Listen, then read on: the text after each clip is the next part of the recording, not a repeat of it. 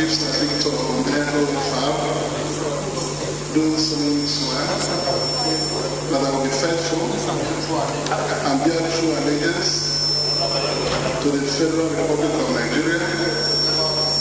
that as a member of the Senate, I will perform my functions honestly, to the best of my ability, faithfully, in accordance with the Constitution of the Federal Republic of Nigeria and the law and the rules of the Senate, and always in the interest of the sovereignty, integrity, solidarity, well-being, and prosperity of the Federal Republic of Nigeria. That I will strive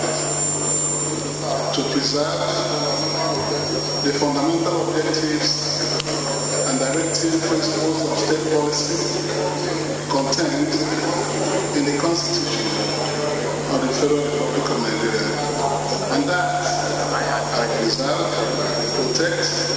and defend the Constitution of the Federal Republic of Nigeria, and that I will abide by the Code of Conduct contained in the 5th schedule